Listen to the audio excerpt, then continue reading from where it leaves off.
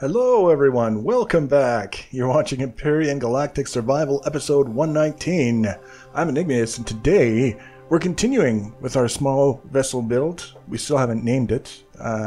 We're basically taking the place of the Hammerhead, which was our last small vessel.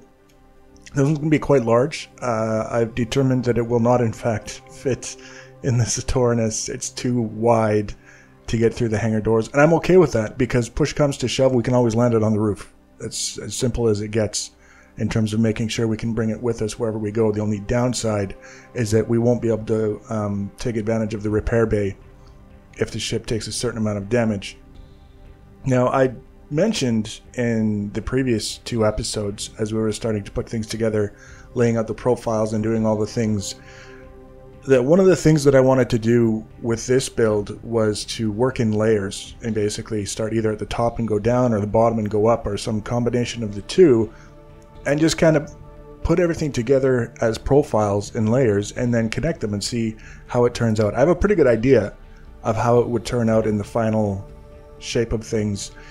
It would require a certain amount of work after everything was done with the layers in order to get everything to transition a little bit more in a refined way than what I would expect out of working with the layers.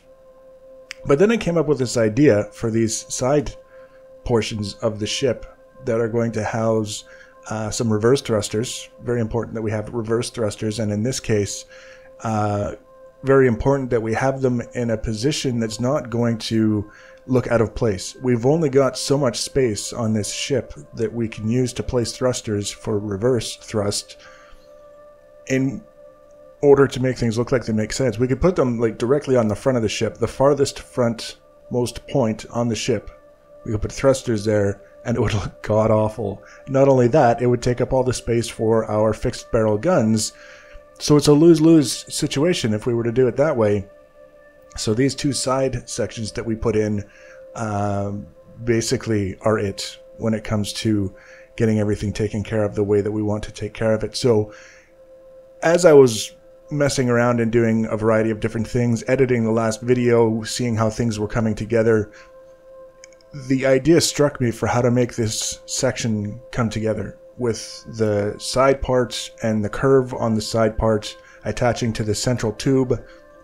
If you remember from the last episode, we were talking about that in some detail with the smaller ellipse out of the two that we use for the profiles. We've got the large ellipse on the back end that the thrusters are attached to, and then we've got the smaller one a little bit farther forward on the chassis that indicates where it transitions to a more narrow tube heading towards the very front of the ship. The whole idea of making everything come together when we've got so many different curves and angles playing off one another, for me, means that if I get an idea for how to make it work, I have to just go after it, and I have to try and get it done as soon as possible before it falls out of the other side of my head, because that happens quite frequently when it comes to things like this where we've got again, a number of different transitions, things coming together, different kinds of blocks that we thought of using, and then we had this great idea and suddenly we let it go for a day or two and we've forgotten all of it. So I wanted to just get in there and start getting it done, which is why we're not doing the layered thing today, but I'm determined to use it because it's not just me wanting to show off an idea that I had, it's me wanting to try an idea that I had because it could make more complex builds easier down the line. So I have my own incentive for wanting to do it independently of any kind of videos that I'm making or people that are watching those videos. But for now, we're just kind of rolling with what we've got and making this thing come together one way or the other.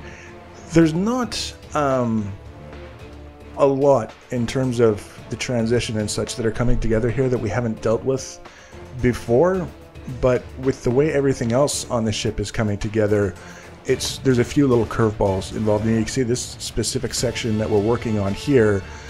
Again, I'm bound and determined to find a place where those inside corners just impress the hell out of me for their utility and being just exactly what I needed to finish something the way I wanted it.